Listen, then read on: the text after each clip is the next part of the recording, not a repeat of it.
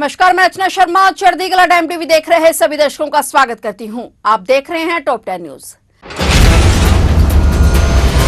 पाकिस्तान के साथ बढ़ते तनाव के बीच रक्षा मंत्री राजनाथ सिंह ने आज सीडीएस और तीनों सेना प्रमुखों के साथ एक महत्वपूर्ण बैठक की है। ये बैठक लगभग 2 घंटे तक चली, जिसमें सीमा पर ताजा स्थिति और सुरक्षा तैयारियों पर चर्चा हुई। बैठक के दौरान सेना प्रमुख जनरल उपेंद्र द्विवेदी ने पाकिस्तान के साथ लगे सीमावर्ती क्षेत्रों के मौजूदा हालातों से रक्षा मंत्री को अवगत करवाया और वहीं एयरफोर्स प्रमुख air chief marshal AP Singh ने भारतीय वायुसेना द्वारा की गई जवाबी कार्रवाई की विस्तृत जानकारी दी। भारत के ऑपरेशन सिंदूर से बुरी तरह से बौखलाए पाकिस्तान की सेना ने गुरुवार रात भारत के उत्तर और पश्चिमी क्षेत्रों में स्थित कई महत्वपूर्ण सैन्य ठिकानों को निशाना बनाने की कोशिश की। पाकिस्तानी सेना ने इन हमलों के लिए ड्रोन और मिसाइलों का इस्तेमाल किया। हालांकि पाकिस्तान की इन नापाक कोशिशों को भारत के अत्यधिक S-400 एयर डिफेंस सिस्टम ने पूरी तरह से विफल कर दिया।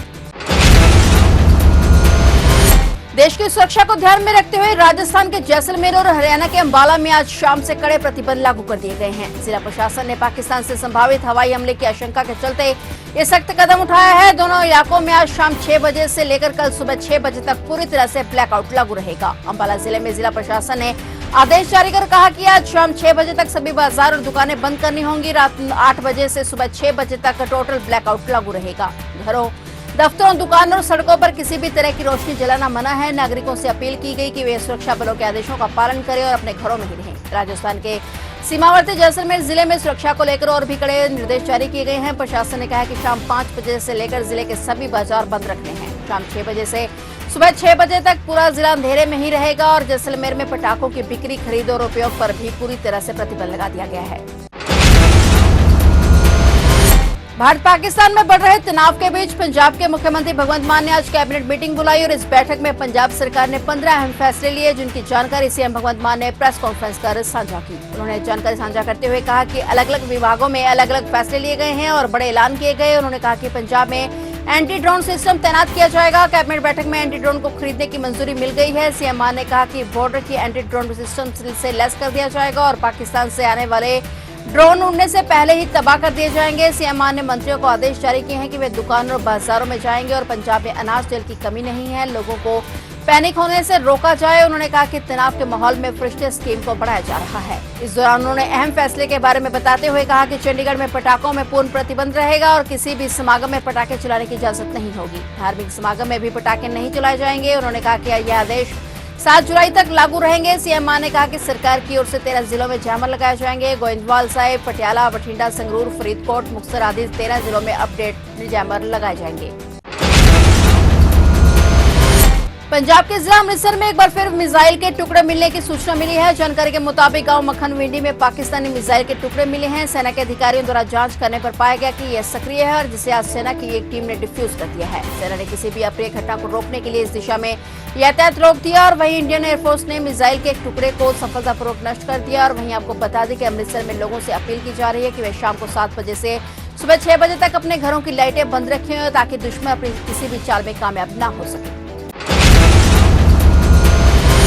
भारत और पाकिस्तान के बीच टेंशन बढ़ती जा रही है। पाकिस्तान ने भारत पर ड्रोन से हमला किया, लेकिन भारतीय एयर डिफेंस सिस्टम ने उनके मंसूबों पर पानी फेर दिया और इस बीच पीडीपी प्रमुख और जम्मू कश्मीर के पूर्व मुख्यमंत्री महबूबा मुफ्ती ने भारत और पाकिस्तान के प्रधानमंत्रियों से शांतिपूर्ण समाधान खोजने की अपील की है। उन्होंने सैन्य हस्तक्षेप नहीं बल्कि राजनीतिक हस्तक्षेप की जरूरत बताई है। महबूबा मुफ्ती ने कहा कि भारत और पाकिस्तान के बीच तनाव लगातार बढ़ रहा है। दुर्भाग्य से यह सीमा के दोनों और निर्दोष लोगों की जान ले रहा है और इस मुश्किल समय में मेरा दृढ़ विश्वास है कि संयम बहुत जरूरी है। दोनों देशों के नेताओं और सैन्य कमांडरों की स्थिति को कम करने के लिए एक साथ आना चाहिए और इस संघर्ष के परिणाम भुगत रहे निर्दोष नागरिकों की सुरक्षा और भलाई को प्राथमिकता देनी चाहिए। शांतिपूर्ण समाधान खोजना और जानमाल के और नुकसान को रोकना जरूरी है। पाकिस्तान के हमले के बाद बीसीसीआई ने बड़ा फैसला लेते हुए आईपीएल 2025 के बचे हुए मुकाबले सस्पेंड कर दिए हैं। लेकिन खबर है कि आईपीएल 2025 दोबारा शुरू हो सकता है और एक हफ्ते बाद इस पर बड़ा फैसला लिया जा सकता है। आईपीएल गवर्निंग काउंसिल ने खुद जानकारी दी है कि ये टूर्नामेंट सिर्फ एक हफ्ते के लिए सस्पेंड किया गया है और 7 दिन के बाद दोबारा हालात की समीक्षा की जाएगी और उसके बाद आईपीएल दोबारा शुरू हो सकता है। आईपीएल का नया शेड्यूल अगले हफ्ते जारी हो सकता है। बोर्ड ने यह भी फैसला सभी हितधारकों के सामूहिक हित में लेना सही समझा है। जम्मू कश्मीर के सीमावर्ती इलाके में पाकिस्तान ने सीजफायर उल्लंघन कर लगातार फायरिंग की है और इस फायरिंग में कई बड़े घर और दुकानें तबाह हो गई हैं और पाकिस्तान बॉर्डर पर नागरिकों को निशाना बनाया गया है। उस बीच जम्मू कश्मीर के मुख्यमंत्री उमर अब्दुल्ला ने स्थानीय लोगों से बातचीत की। ये नागरिक मौजूदा समय में सांबा में एक सुरक्षित स्थान पर रह रहे हैं। सीएम अब्दुल्ला ने कहा कि सबसे बड़ी बात यह है कि उन्होंने नागरिकों को निशाना बनाने की कोशिश की है। उन्होंने ड्रोन का इस्तेमाल किया, लेकिन इसका श्रेय हमारे रक्षा बलों को जाता है। उन्होंने सभी ड्रोन को मार गिराया है। सीएम ने कहा कि हमने यह स्थिति शुरू नहीं की। पहलगाम में निर्दोष लोग मारे गए और हमें उसका जवाब देना था। अमेरिकी कार्डिनल रॉबर्ट फ्रांसिस प्रीवोस्ट को नए पोप के रूप में चुना गया है। वे अमेरिका से पोप बनने वाले पहले कार्डिनल हैं। प्रधानमंत्री नरेंद्र मोदी ने उन्हें बधाई दी है। पीएम मोदी ने कहा कि मैं भारत के लोगों की ओर से परम पावन पोप लियो 14 को हार्दिक बधाई और शुभकामनाएं देता हूं। कैथोलिक चर्च का उनका नेतृत्व शांति, सद्भाव, एकजुटता और सेवा के आदर्शों को आगे बढ़ाने के लिए बहुत महत्वपूर्ण क्षण में आया है। भारत हमारे साझा मूल्यों को आगे बढ़ाने के लिए होली सी के साथ निरंतर संवाद और जुड़ाव के लिए प्रतिबद्ध है। Robert Francis Prevost Catholic church के 267वें पोप बने हैं।